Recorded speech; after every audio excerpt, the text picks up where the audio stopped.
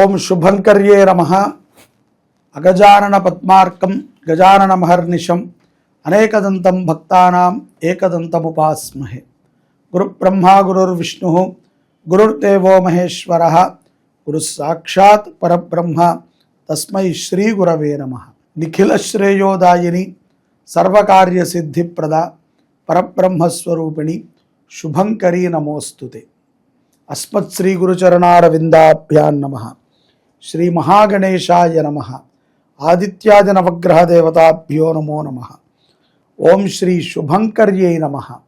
శ్రీ శ్రీ శ్రీ గణపతి సచ్చిదానంద సద్గురుభ్యో నమో నమః.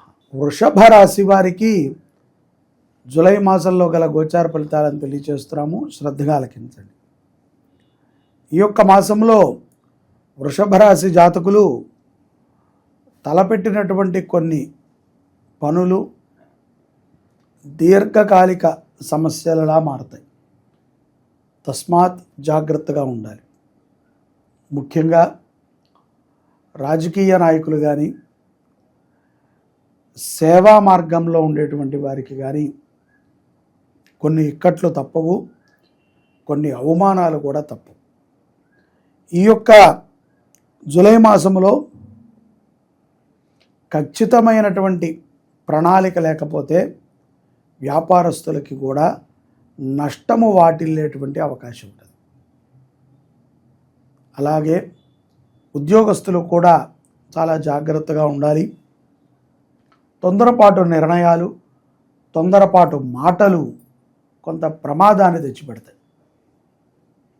కాబట్టి ఆవేశపూరితముగా తొందరపాటుగా ఎవరితోనూ కూడా మాట్లాడవద్దు.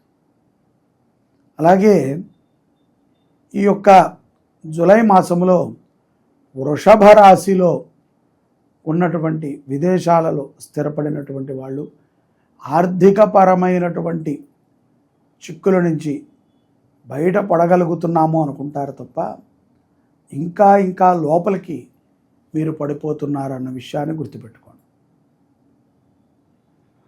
మీ హంగు కోసమో ఆర్భాటము కోసమో మీ దగ్గర ఉన్నటువంటి ధనాన్ని మీరు ఖర్చు పెట్టినట్లయితే కొంత ఇబ్బందులను చవి చూడాల్సి వస్తుంది. మధ్యవర్తిత్వం ఏ విషయంలో కూడా ఉండకండి.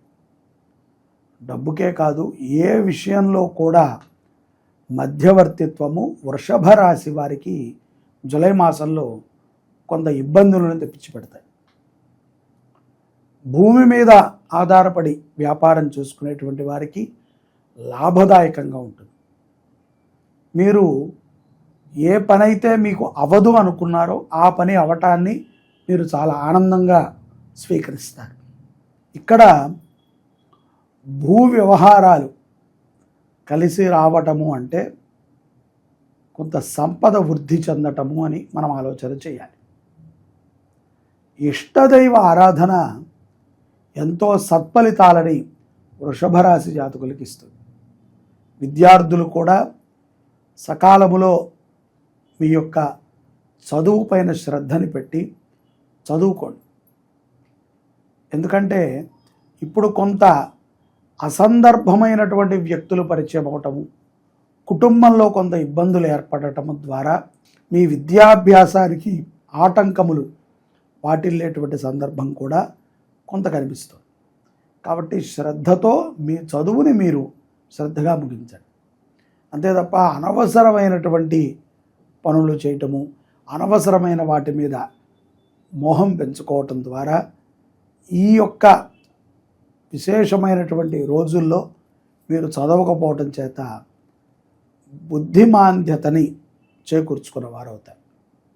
అలాగే వృషభ రాశిలో ఉన్నటువంటి వారికి ఆరోగ్య సమస్యలు కూడా కొంత హెచ్చుతగ్గులుగానే ఉంటాయి. బాగా కడుపు నొప్పి రావటము, కొన్ని రోజులలో బద్ధకంగా ఉండటము, శరీరము వ్యాయామానికి కానీ లేదు ఏదైనా పనికి కానీ సహకరించకపోవటం చేత కొంత ఇబ్బంది పాలవుతారు. జూలై 10 పౌర్ణమి తర్వాత వృషభ రాశి జాతకులకి సంపద వృద్ధి చెందేటువంటి కొన్ని ఆలోచనలు కలుగుతాయి. అలాగే షేర్స్లో కానీ మీరు పెట్టుబడి పెట్టేటువంటి కొన్ని మార్గాలలో నిజాయితీగా ఉంటేనే పెట్టుబడులు పెట్టండి. స్త్రీలు కూడా చిన్న చిన్న వ్యాపారాలను చేసుకుంటానికి మక్కువని చూపుతూ ఉంటారు. అది చాలా ఆనందదాయకమైనటువంటి విషయమే. అయినప్పటికీ ఆలోచనతో నిర్ణయాలను తీసుకోండి. పార్ట్నర్షిప్ వ్యాపారాలు కలిసి వస్తాయి కొంతమందికి అవే ప్రమాదాన్ని తెచ్చిపెడతాయి. వివాహమై ఇంట్లో వ్యాపారాలు చేసుకునేటువంటి ఆడవాళ్ళు ఎవరైనా ఉంటే మీరు మనము మంచిగానే ఆలోచన చేస్తున్నాం, కానీ సంఘంలో అందరూ మంచిగా చేయాలిగా. అనవసరమైనటువంటి వ్యాపకాలను పెంచుకుని కుటుంబంతో దూరంగా ఉండకండి. ఏ వ్యక్తి కానీ, ఏ వ్యవస్థ కానీ, ఏ విషయము కానీ మీ యొక్క కుటుంబం కంటే గొప్పది కాదు. ఈ విషయాన్ని స్త్రీ పురుషులు ఇరువురు కూడా దృష్టిలో పెట్టుకోవాలి. పిల్లల భవిష్యత్తు కోసమై మీరు ఈ మాసంలో ఎక్కువగా చర్చించడం జరుగుతుంది. దైవ క్షేత్రాలు, అమ్మవారి దర్శనములు సులభంగా జరుగుతాయి. విశేషమైనటువంటి అమ్మవారి యొక్క ప్రసాదము కూడా వృషభ రాశి వారికి చేరుకుంటుంది అనటంలో ఎటువంటి అతిశయోక్తి. ఈ యొక్క జూలై మాసంలో వృషభ రాశి జాతకులు అమ్మవారిని బాగా ఆరాధన చేయటము, అమ్మవారికి వాయినము సమర్పణ చేయటము, అమ్మవారి కోసమై భక్తిగా పూజలను చేయటము, చీర హరిద్రాది కుంకుమలని అమ్మవారికి సమర్పణ చేయటము, ఆషాఢ శారీని అమ్మవారికి సమర్పణ చేసి విశేషమైనటువంటి అనుగ్రహాన్ని పొందండి.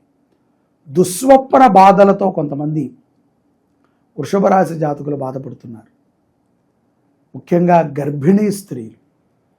ఎవరికైనా గనక దుస్వప్నములు అంటే అనవసరమైనటువంటి స్వప్నములు వస్తూ ఉంటే అటువంటి వృషభ రాశి జాతకులు, వివాహం కానటువంటి వృషభ రాశి జాతకులు శ్రీ శుభంకరి సేవా సమితి ఈ యొక్క ఆషాఢములో కృష్ణపక్ష పాడ్యము నుంచి ఏకాదశి వరకు నిర్వహిస్తున్నటువంటి షణ్ముఖ క్షేత్రాలలో కళ్యాణోత్సవంలో మీ గోత్రనామాలను నమోదు చేసుకుని దుస్వప్న బాధల నుంచి బయటపడండి. అలాగే మీకు ఉన్నటువంటి వివాహ సంబంధిత విషయాల నుంచి మీరు బయటపడి మంచి వివాహాలను చేసుకుని జీవితాన్ని సుఖముగా నడపటానికి మీ ప్రయత్నం మీరు చేయండి.